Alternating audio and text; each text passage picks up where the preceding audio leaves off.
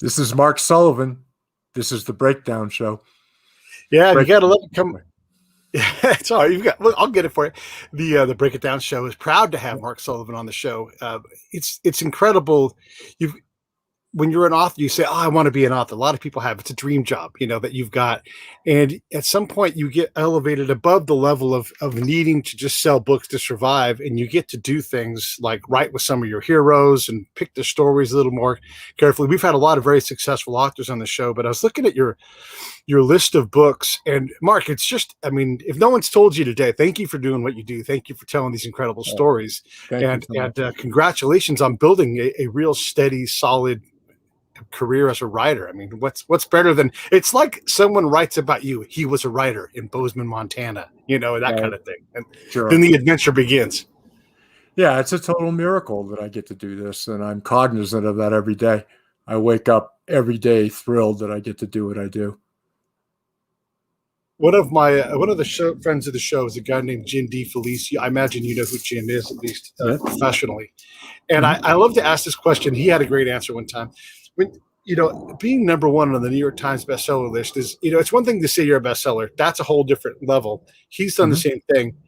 But there are day-to-day things that you do where you're like, oh, look at Mark Sullivan now. I'm doing X. Here I am, this world famous author, person. Yeah. What are those moments for you? Like when you just go, if they could see me now, It's very humbling, really. I consistently pinch myself because I know what the odds are of getting here, and I'm grateful for it. Every day I get to get up, do exactly what I want to do.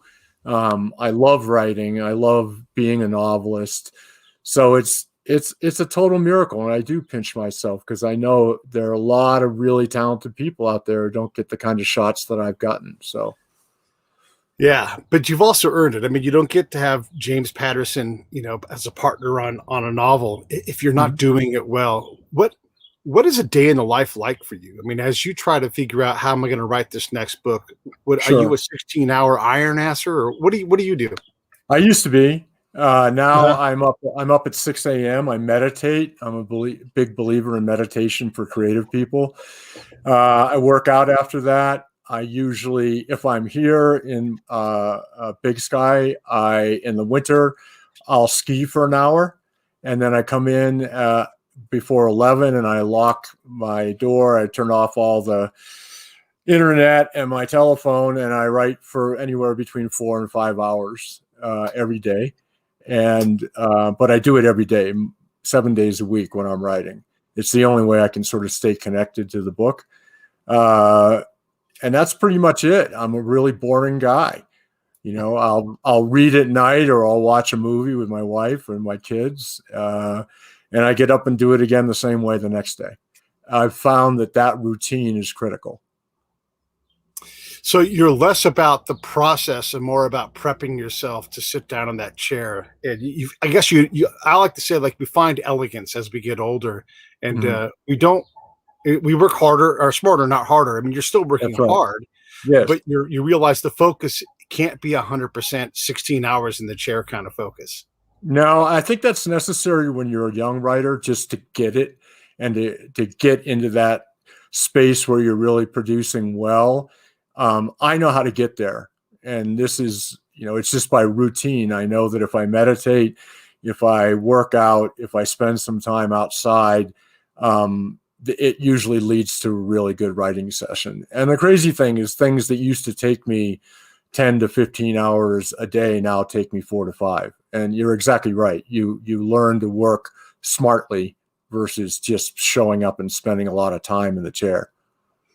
Right. And a lot of redrafting and redraft. Not that you probably don't have to rewrite things, but you're a lot closer to the final product when you start now, I'm assuming.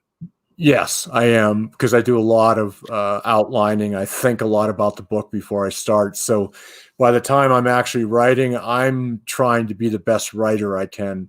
I've already worked out the drama and the storytelling. Yeah, that's fantastic. I want to back up a little bit. You write a lot of different kinds of books. You use history, you do thrillers. Do you have a preference between fiction and nonfiction? Do Do you have a home genre? It seems like you move around quite a bit. Do you have a home genre? Well, I'm always a fiction writer these days, unless I'm writing for a magazine. Historical fiction allows me to take, actual true events and true people and write about them in a very dramatic way, which I love doing. Up till Beneath a Scarlet Sky, which was my most recent book, I was writing thrillers and mystery novels, and I love every single one of them. But to write the historical fiction, I had to take my writing in a completely different direction. It was a huge challenge, but I found out I'm pretty good at it, at making the past come alive. And I really enjoy that. I think it's absolutely fascinating. And what's the source? The storytelling skills definitely come from writing mysteries and thrillers, because you have to be efficient. You can't dawdle. You got to take people in as quickly as you can. And I found that training really helped me with historical fiction. When you look at a story like, let's just take your current. Well, no, we'll go back. We'll back one book, and Under the Scarlet Sky. This is based on an actual person who is still alive. Are you still alive, right? Yeah, he's still alive. Lello. He'll be 93 on June 1st. I'd love to talk to that guy on the show if he's still capable of doing that. We can link that up or not. But it's just these incredible people, and so often in stories, we use Nazis as like the universal heel for all things. But you don't seem to be willing to kind of. It's become tropey. Look, Nazis are horrible. We don't want to celebrate them at all. But they become this mythic bad guy. And you're kind of using this, especially in your current book, The Last Green Valley. You don't use them in that traditional way. Like this is a man against the machine kind of story, I think, in both cases. Yes, that's true. And, I am of the belief that no one is purely evil. I mean, there are probably exceptions, a handful in history. But people who are good people do bad things. And that's what I've been playing with, with these characters who are, based on real people. But I was able to introduce them and talk to them and find their relatives enough to find out that they had different sides to their personalities, right? General Layers, who's the antagonist of sorts in Beneath the Scarlet Sky, he's aptly named. He has layer after layer after layer. Some are good, some are bad. And I think that's one of the strengths of the story. The same thing in The Last Green Valley. The Nazis are complicated. Some of them are quite bad. The character of the captain in the book, The Last Green Valley, I mean, he was an actual Holocaust perpetrator in the Ukraine. He was part of what was called the Holocaust of Bullets, which is, I didn't understand this, that the final solution really started when Hitler invaded Russia. Everything before then had been set up to go in that direction. And they originally started just by having firing squads. And then they found out that they couldn't handle the volume with firing squads, and they moved on. Yeah, they moved on. And it's, again, like when you're like in The Last Green Valley, and I guess we talk about that now, but when you're between two machines, you're in a rock and a hard place. You don't trust either of them bastards. You've got to make so many, like I'm a combat veteran, and there's so many times where you don't even just make a decision. You don't have the time and the luxury to figure out what's the best choice. You just have to act, because there's no time for sorting that out. And that's exactly what happens to the Martells, who are the protagonists of The Last Green Valley. And were real people. I know their sons very well and was able to interview them at length. And I lucked out that I had, there were recordings of them being interviewed, and I was able to listen to all that and work with them.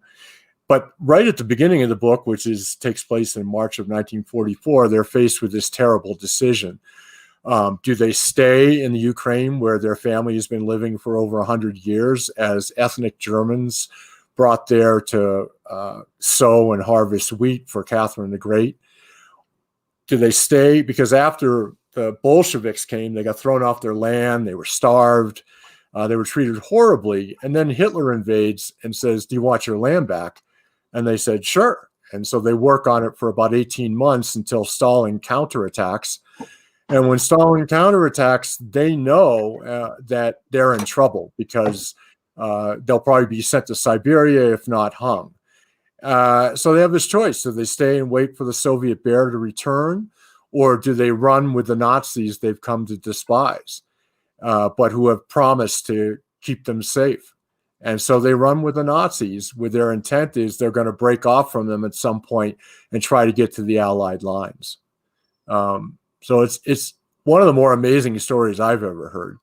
And I loved writing it. It was a tremendous challenge and fun and all in the same day. Do you have to go to Ukraine and these other places to kind of get up? Yeah. Okay. Talk about that. I retraced it. Yeah. So I retraced their migration route, which they did in a covered wagon, by the way, with 2 horses and 2 kids and everything they could shove in the wagon. And they take off on what's essentially a 1,400-mile journey. And they're caught between the 2 armies. And so I went and retraced that route. I started in Ukraine with the brothers who are still alive. And we were able to track back to the ruins of the farmhouse where the story begins. And that was incredible for them to see the whole cycle of their life right in front of them, to know that they had run when they were 4 and 6, and they remembered it. And then we were able to go to the Gulag where their father was held, and to see them go into the basement of this museum where they were held as prisoners of war was just incredible for them, because he went into that Gulag with 2,000 other men, and when he escapes, there are only 200 left, and he knows he's going to die because the thing is rampant with disease, and he makes this remarkable move and escapes. And I was able to track all of that through. I went from Ukraine through Moldova, Romania, Hungary, up to Poland, and then backtracked back all the way to the border with Belarus where Mr. Martel was held. And it really gave me a sense of the epic scope of what they had gone through, We often focus on Western Europe in most of our European knowledge, and we'll attribute, a lot of things just to the English as a default. It's they get the most notoriety, so that they get everything. But when you get to Eastern Europe and you see that people still use a donkey and a cart, granted there's car tires on that cart now, but if you think about that, like we sort of have that here with the Amish, but this is a way of life for everybody in. Not everybody, but lots of people in Romania, in the Baltic states, in the Balkans. It's a different world, and it's very same as it was 100 years ago. Well, you can see the effects of communism everywhere there. There's a drabness to the architecture. But once you get out into the countryside, you do see people who are living the same way the Martels lived, with some obvious improvements like rubber tires and things of this nature. Right. And it really gave me a sense of the vastness of Ukraine.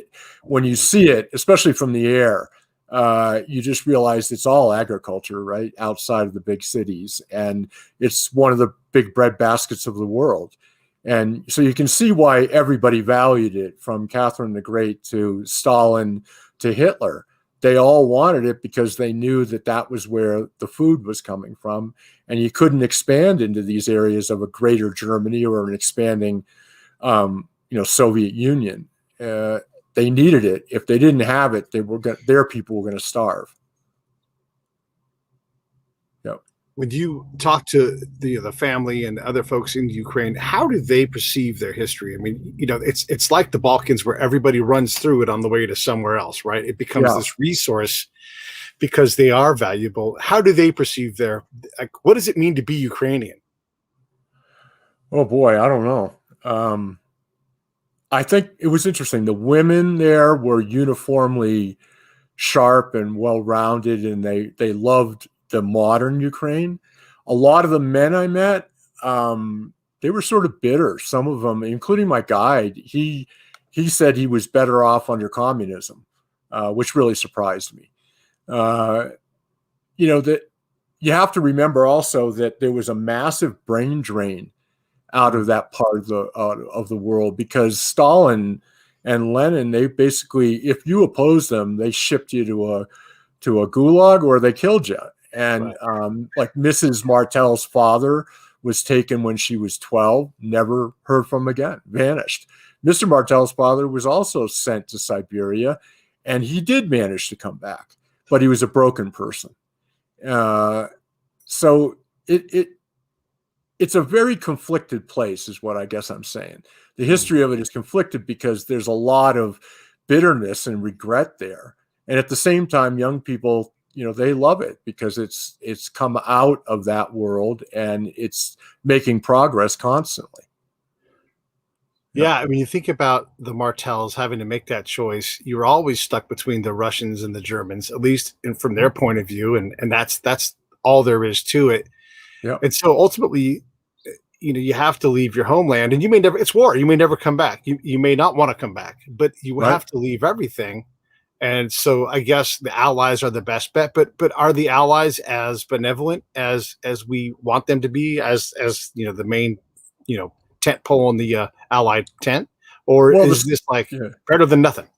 Yeah, well, I think it's a little bit of better than nothing, because remember, the Soviets were part of the Allied forces, and there was a pinch, but they knew what life was like under communism, and they wanted out, and they were running. So they were going to take any possible way to get out of the way of the Soviet bear, and they ran with the wolves. And it's like anything from that period, when you start digging into it, it gets really complicated. It gets morally murky almost immediately. And I think to their great credit is they realized that it was their only chance. And so they basically cut all ties to their land and they ran. What's amazing to me, obviously, is how they can go through this incredibly brutal journey and then be separated, and the husband and wife separated, and then go on another brutal journey, each of them alone. Mom with the two boys, and dad in the gulag that he has to escape from. And the fact that he makes it all the way to the British sector, only to find out that she's on the wrong side of the line. She's in the Soviet sector, and so she has to escape with the boys. And when I heard this story, I was just dumbfounded, because the Martels are very successful people. Once they got to the United States, and once they got to Bozeman, Montana, where I live, like literally everything they touched turned to gold. Because, and I attribute it directly to how hard they worked. I mean, in their early life, they worked incredibly hard just to survive, right? And they did this all the time. They get to the United States where there's opportunity, and they're working just as hard, right? But all of a sudden, the rewards of their hard efforts start to come. Yeah. And I think it's an incredibly inspiring story. And it's an amazingly American story, right? This is a story of people who America brought in, who basically accepted them and gave them a new life as refugees. And boy, what they did once America gave them the chance was just remarkable. How exceptional are the Martels from the World War II era? I mean, are there thousands of families like this? I mean, I know they're not singular. There's no way. No, there are thousands and thousands just like them. People who are ethnic Germans who lived in Eastern Europe, who they were expulsed by all the countries, including the Soviet Union, including Poland. All these places expulsed them. So like at one point, about a year after the war ends, roughly 20, not even a year, like 4 months after the war ends, 20 million Germans start walking to Germany. And Germany couldn't keep them. There was no room for them. Some of them settled in Germany, but a lot of them went to Canada, went to the United States, went to South America. But yeah, it's amazing how many people were uprooted and moved around because of World War II. And, that's what really fascinated me about the Martel story is I was less interested in telling a war story than I was telling a story about a family trying to get out of the way of a war. Yeah. Right? They had no stake in the thing. They were just trying to get out of the way. And I found that fascinating, and I was able to depict that thing that way in a meaningful way, I think. when you did this, so we had a guy named Lou Bashesky on, and his grandpa rode in a tank from Normandy all the way until the end. Like he just kept going, and their tank survived. That was pretty remarkable. And so he went out on Lou, his grandson, went on his bicycle and followed that path through Europe. And his grandpa remembered a story where late in the night they're in a field and a cow steps on a mine, kaboom, and the cow blows up. And he's like, it was this crazy thing. His cow dies. And so he goes through and he finds a lady by happenstance. She finds him. She's like, well, one thing I remember is that our cow got blown up in this field. And he has this impossible confluence of things where you're like, oh my God, they remember the same moment. It's his grandpa come back to life. Did you have anything like that where you're like, how in the world, you know? Yeah, I did. I met this guy in Romania, right on the border with Moldova. And at the time he was like 96. He's 100 now. He's still alive. Wow. And yeah, I mean, amazing. He was the beekeeper. He had a heavy influence on the book because he was one of the more enlightened people I've ever met in my life. He had just this extraordinary connection with me immediately, and I could feel it. And he started telling me about, he was a Romanian soldier, and he was on the border when the ethnic Germans came through. He remembered it. And then, the Romanian government flipped sides, right? They were with the Germans against the Soviets, and yet they turned, and now all of a sudden they're with the Soviets because he can see the writing on the wall. So he's told to surrender. And when he goes to surrender, they take him and throw him in a prison camp. And he spends 4.5 years in a prison camp, escapes 3 times, and finally gets sent to a maximum security camp. And he manages to come out with this dream that he holds on to, which is of being a beekeeper. And that's what his obsession was. He was fascinated by bees. He was convinced that bees would give him a long life, which they did. He's over 100 years old and he's still sharp, which was just incredible. So there was that. And that was fortuitous because before Mr. Martell goes into the gulag, he's the kind of guy who doesn't want to be noticed, right? He's grown up under the communist regime, and he knows that if you stick out or if you excel at something, you're probably going to get sent away. And so he becomes the kind of guy who doesn't want to be noticed and very, very little ambition other than surviving. But he goes to the camp and he escapes. And when he escapes, he's a different person, right? He sees opportunity everywhere. He takes risks constantly. And this carries through not only the long escape, because he had to go all the way back to Germany, right? He got sent back farther than he started, and he has to make it all the way back, which he does. And from that point forward, he's a total entrepreneur. And the boys couldn't explain it. And they said, you're going to have to explain it. So the way I explained it is he meets somebody very much like, Corporal Georgi. And that man changes his life. When you have this much improbable survival, they have to be strong religious people. Like there's no way that they don't think the hand of God was on them all the time. I mean, absolutely. You're bound to it, right? Yeah. Yeah. There are people of profound faith and deep faith that was tested, right? All the time during this thing. So at one point he's lost his faith, and at another point she's losing her faith, but they managed to cling to the last shreds of it. And it turns out, and because of that, they became, incredibly devout. She, especially Adeline, she was a profoundly faithful Lutheran. She went to church all the time in Bozeman. And she basically said, without God, they never would have made it. You think about that today, and we're so godless, and there's, we're so in charge of our destiny. I don't know that we have the moments to, have some fear of God, to have some spiritual responsibility. It just left us to our own devices, to leave me alone. And I don't know that the Martells would recognize that. Like if they were young right now, and you transported them in a time machine, I wonder how they would deal with all of that. Or would they just keep working and not worry about it? I don't know. I think they would keep working. I don't think they would worry about other people's faith. They're very independent minded. I know that their grandchildren are very religious, still are Lutherans, and Walter's son, especially Charlie. So it was passed down, and all the grandkids remember their grandparents as being incredibly faithful people.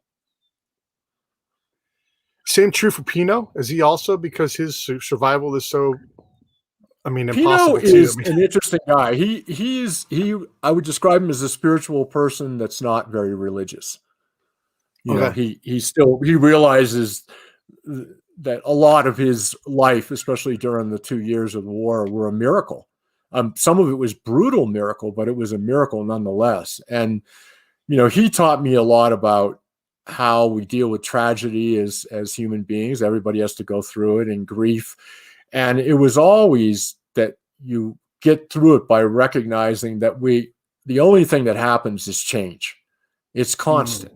And the more you embrace that, and you're grateful for the people who come into your life and grateful for the people who exit your life, it's the best way to live your life in the long run. And that's what I learned from him. He changed my life profoundly. And the Martell story did too, because I saw again and again and again in their story that they never gave up. They just never gave up. And that alone will get you a long way in life.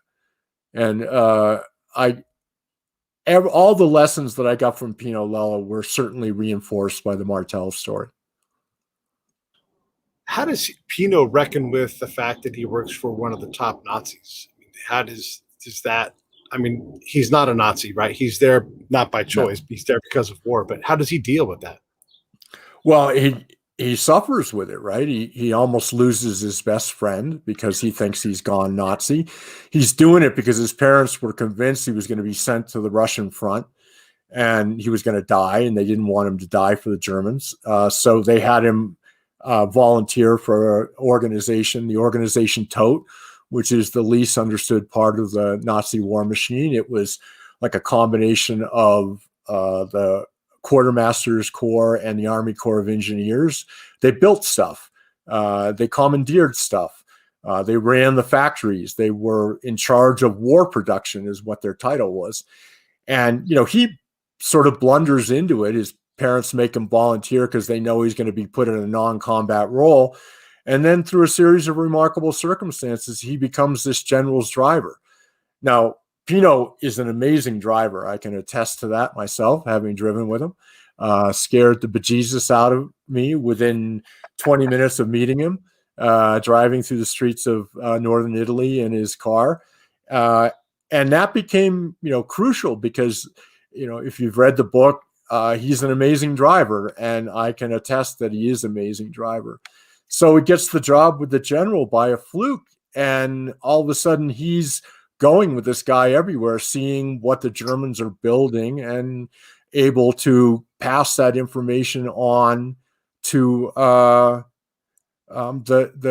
partisans through his uncle and the radio that they had, and it got out to the Allies. So he was very divided on working for the general. He can tell you as many stories about the general where he was bad as when he was good. So it depends on the day when I would talk to him. Was he a good guy? Was he a bad guy? And the truth is he was both. Yeah, like everybody, right? We had one of the moms from the Fresh Prince of Bel-Air was on the show. Her name's Vivian. And not sure that's her show name, but Daphne's her real name. She was saying, Bill Cosby is my friend. He's done so much for the Black community, especially in Hollywood and around the nation. However, he's also done these horrible things.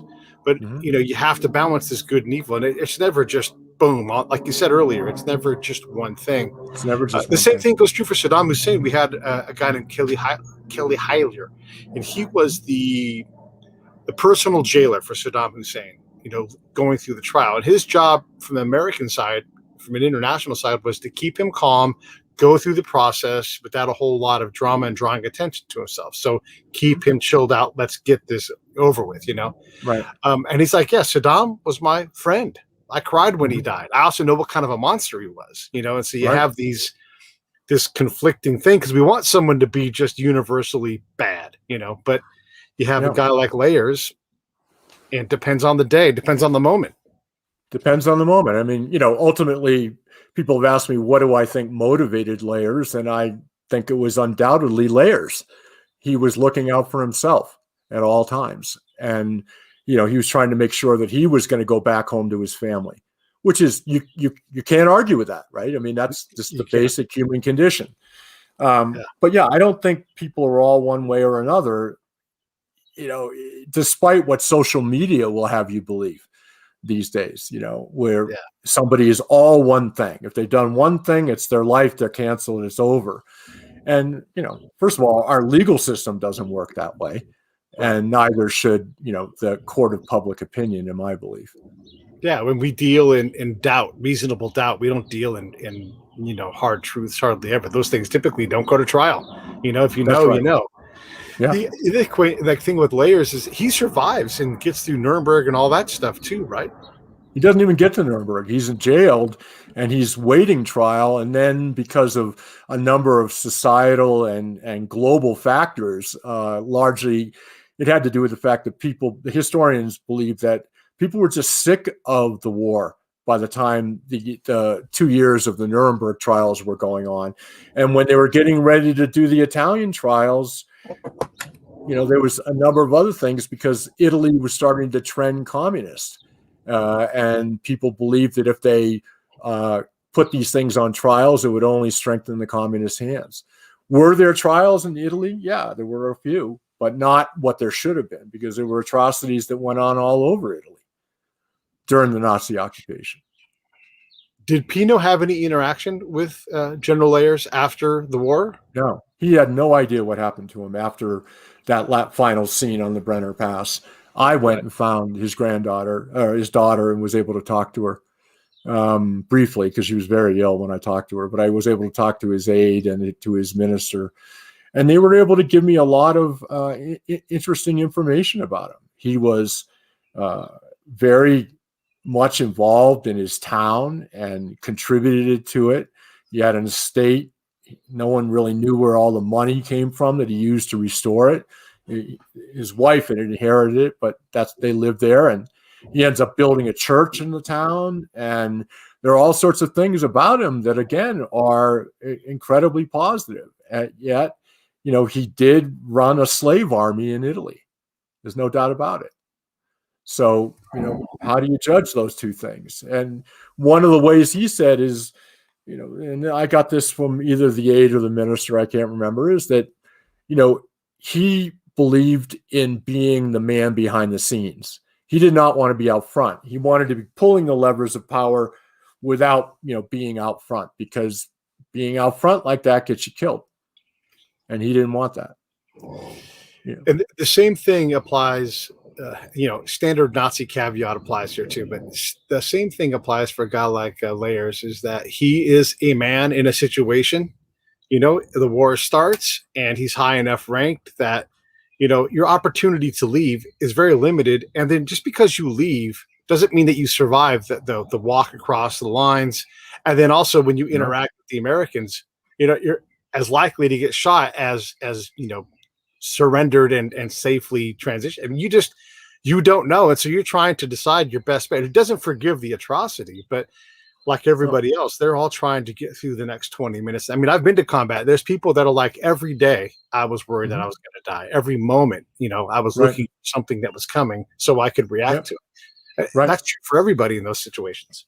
Sure. I mean, near the end of the war, I mean, he's going to Switzerland all the time. We don't know who he was meeting with.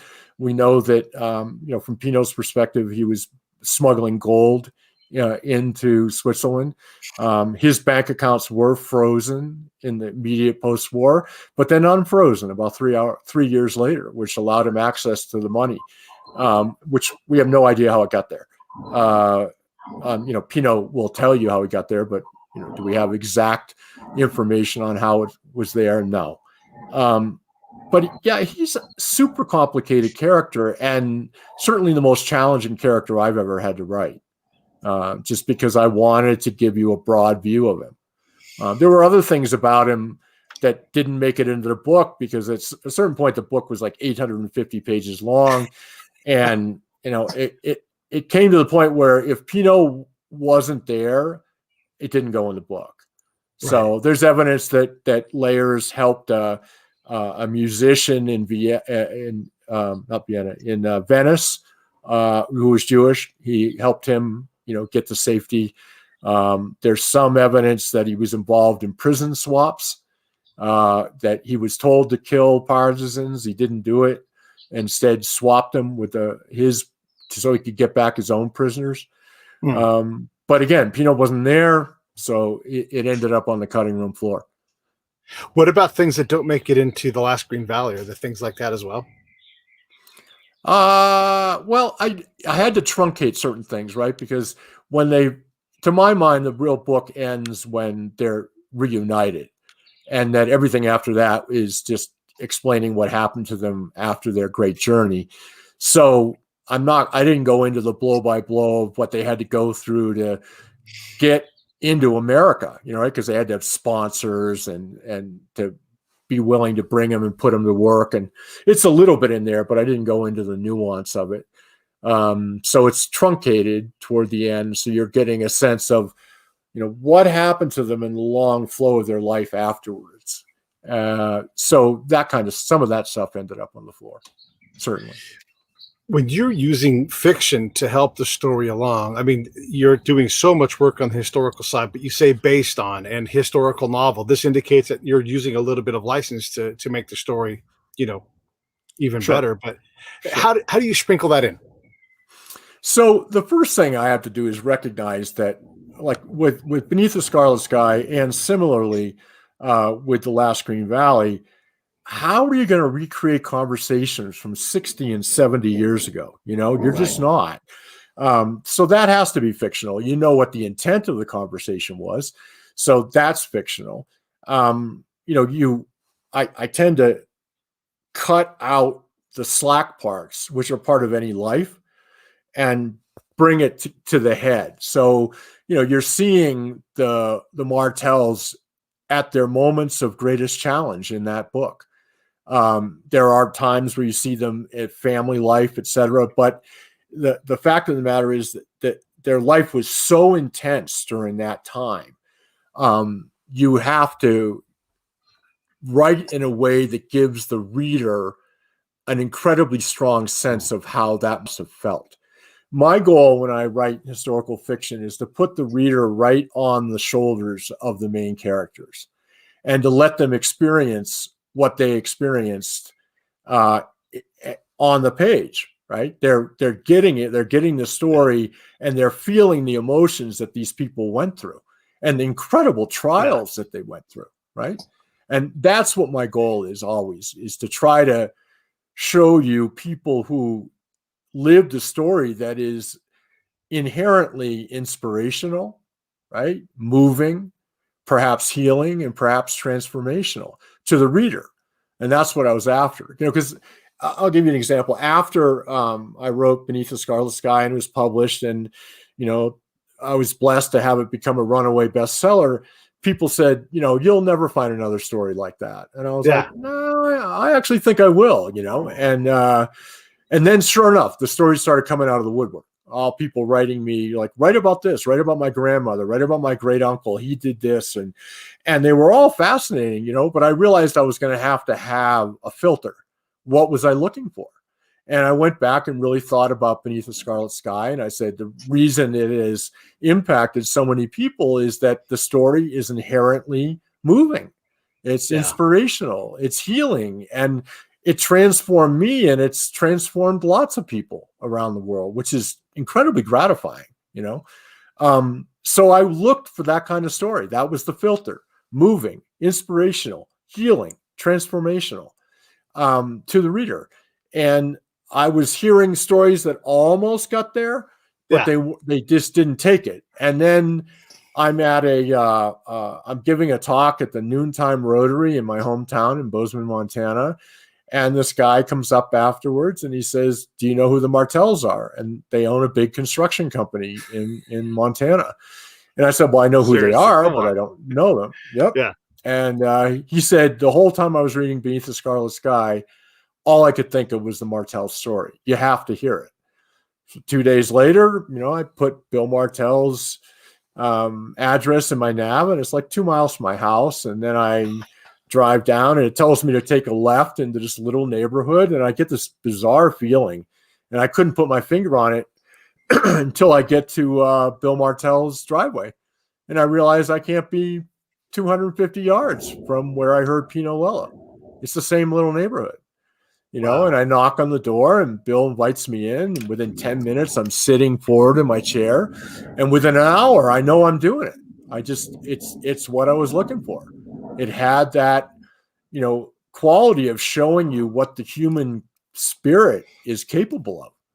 And, in this day and age, given what we've all gone through in the past year, I think we need to hear more of these stories, not less of them. I totally agree. It's easy to go. Yeah. It's easy to go to the stories that are inherently depressing and that, are awful and there's no redeeming value to them. But I find that the stories of the people who go through this and don't break, who hold on to their spirit, who rely on it, that's the kind of story I want to hear. And so those are the kinds of stories I want to write.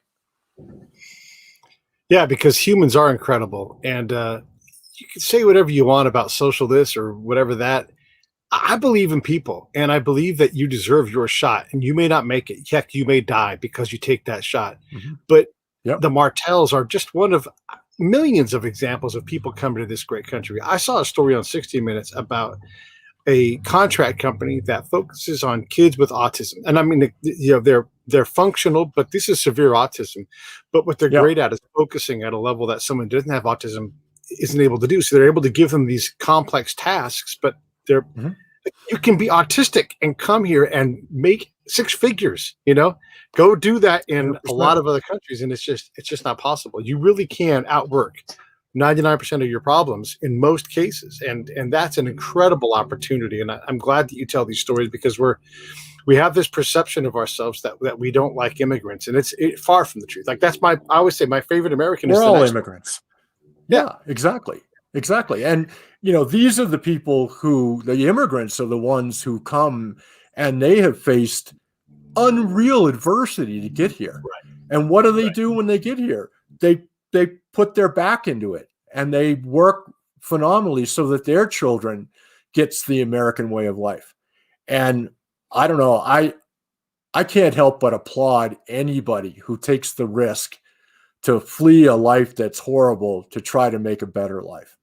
And, that is the story of the Martells. And ultimately, it's the story of an ancestor of every single one of us who's lucky enough to live here. My own ancestor came from Ireland to Canada down into Vermont, started a life, was volunteered as part of the Union Army in the Civil War, ends up dying at the Battle of Baton Rouge, but has 7 kids, and his wife raises them all, and they yield my family. Yeah, which is just incredible.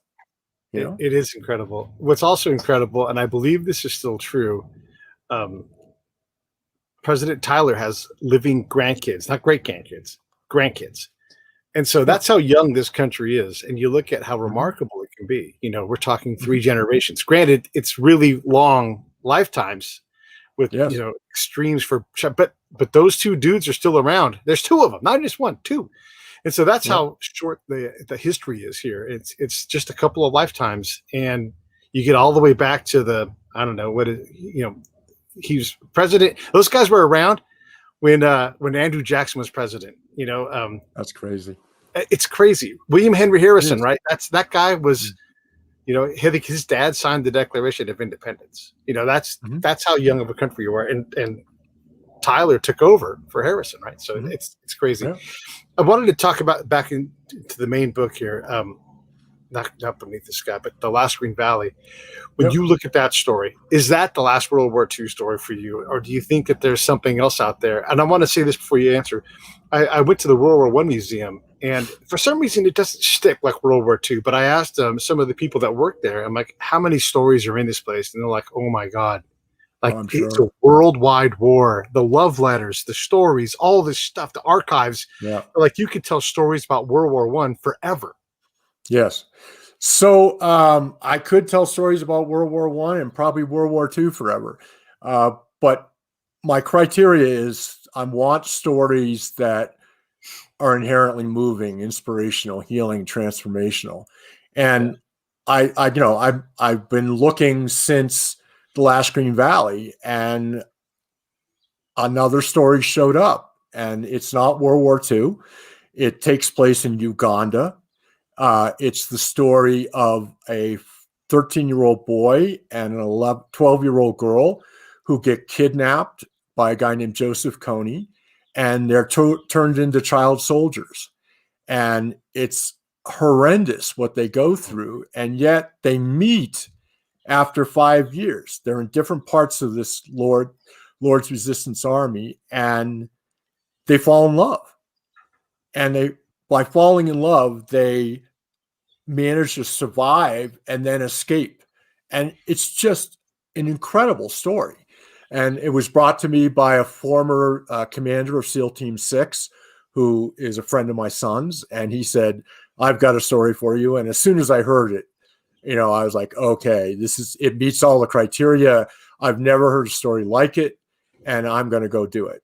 And so I'm going to Uganda in about 6 weeks to spend a month with them. They're still alive, and of course, and I can't wait. I think it's going to be a tremendous story. We have such a small bit of knowledge about boy soldiers and what it's like to live in Africa. I know people from different special forces elements that have gone there and dealt with that. And they're like, they're me. Parents were both dead. They were left to their own devices. The military came along and said, here's how we're going to do this. And this is how they survive. And they become something, Yes. And it's easy to swap uniforms and all of a sudden you're them. It's that understanding. Yep. And that's the thing I learned in combat is like people, you have to accept people for where they are and how they got there, because you just can't put, your own morals and norms on them, because it's not fair to them. And it wouldn't be fair for them to do it to you, especially if you're trying to change what they're doing. You have to understand. Yeah. Well, I mean, our friend, the SEAL team commander, he told me that these kids were trained harder than any SEAL. Yeah. He said, I don't think I could have done it, what they went through at their age. And, what they had to do to survive, because of course they're told immediately that their parents are dead. Yeah. Which was not true in this situation. It was not true. Some of them were killed by the armies and the kidnappers, but Florence and Anthony were not dead. They didn't know this for years. They had convinced them that their parents were dead. And yet the amazing thing about them is they managed to hold on to their humanity the entire time. Yeah. They don't turn into zombies. And a lot of it is by faith. They're Catholics, both of them, and they managed to hold on to their faith. And then when they met each other and fell in love, that became their strength. And that became the thing that gets them out, is by basically becoming more human, not less. That's how they survive. That's remarkable. And you're right. Every SEAL I think I've talked to said they got through BIDS because they were willing to die to do it. And so if they think what these other African soldiers are doing is similar, then they're all willing to live to do it. Like this is how they live, and it doesn't matter what you throw at them, and they're either going to die or not, and you lose control of that, and you just work, and you're not out there bloodlusting, at least not initially. You might get there, but that's a different story. I love it. I want to take John Terz's question and throw this at you. John wants to know if Mark has any advice or suggestion for potential writers. I mean, you're so far up Rider Mountain and so successful. How do you get up the lower part of the foothills of the mountains? The first thing is to make it your craft that you practice every day. The number one thing I tell writers who come up to me and ask, or aspiring writers, is I always tell them, spend the same amount of time every day writing, even if it's only an hour. Do it. show up every day. And that alone will get you a long ways. Mm. The other thing I tell them to do is study the books you love. Read them once. If you find out you loved them, go back and read it again, but dissect it.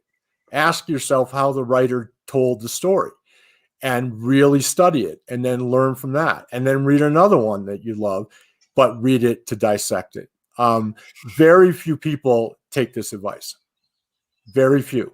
The people I know who have taken it are now going to be published writers, including my oldest son. He actually did it. And the other thing is, do it the same time of day, write at the same time of day every day, and write in the same place as much as you can. And make that place its own place, isolated. You know, I know people who write in closets because they need the isolation. Yeah. And it doesn't seem to matter if you're a novelist or a joke writer or a comedian or whatever. Yeah. It's all the same. There's a great interview with Jerry Seinfeld, and he talks about, they said, what's the number one reason you were successful? He goes, I write every day. Yeah. That's what he does. And he does it at the same time, you know, and he meditates because, you know, being by yourself, writing alone is not good for your mental health. So meditate to get, you know, the boogeyman out of there and go to work. Same time, same place, every day when you're writing. Yeah. You know? By all means, take time off. But that's it. You know, that's the number one piece of advice I can give you. So if you want to work as a writer, work as a writer. Like, that's correct. No, just get out there and get after it. Man, I love this. One of the things I want to just kind of examine, you know, when I'm talking to someone, I'm interviewing, you know, as a spy, right? I'm talking to people in real time in their space, and I'm trying to understand what truth is and what, you know, what's fiction for them. Not that they're trying to lie to me, but I really want to understand it, because then I can relay that back to the commander. And I find that when they get emotional, when I get them in the headspace and they can describe clearly, you know, a moment, like you were talking earlier about just combat, and you skip the moments in between, you know, like when they're going from point A to point B. But there's times along that trail where you stop and everything is crystal clear, and you're not in a combat zone. You're looking at a red-breasted robin, and you can remember that robin down to the finest detail into that thing. Sure. Do you look for these moments too, where you see the person actually time machine to that location and time? I do. And then what I would do is I would stop and go, give me everything you see and feel and smell and everything, you know? That's exactly what I do. You know, and I'm looking for mostly what the emotional center of that scene is. Yeah. And so I believe that if they're noticing certain things, they're noticing it because they're in a specific emotional state. And so you can write about it as a reflection of that state, right? So if she sees a beautiful scene, she's seeing it almost as there's situations in the book where it's like it's an escape, right? She can see the beauty in something, and it's escape from the terrible ordeal they're going through. But that is what humans are for. We're constantly looking for it if we're looking for it. And sometimes you're just taken by a thing. There's a scene in the book that I love where she watches this leaf just kind of tumbling along the ground, and it becomes like a metaphor for their entire existence, that they're getting blown around by history here, and yet they have their dreams and they still manage to get all the way to the end. Well, it's just remarkable. Everybody should get The Last Green Valley, and also don't forget to don't skip on Beneath a Scarlet Sky. These are both incredible stories. When do you think you'll have the African story ready to go? It's due next year in May, so it'll probably be published 2 years from right now. Okay. Well, I'd love to have you back on to talk about that. It sounds like such a fascinating book, and everybody should definitely check out. Look, anything that Mark does. I mean, he's incredible. But these two books that we've profiled here today, I think, are just incredible. And thanks you for writing them. Thank you for telling these stories and giving us some humanity, and also showing us, you know, that if you've been through something like World War II, coming to America and working hard on your dream, that's cake. You know, that's cake. So cake. Life here is cake. Yeah. All right, hang on, stand by. Hey, thanks for watching the show. I really appreciate Hey, thanks for watching the show. I really appreciate it. Right here, you can subscribe. Please do that. It makes the show grow. Hit that notification bell so you know which incredible guest is coming up next.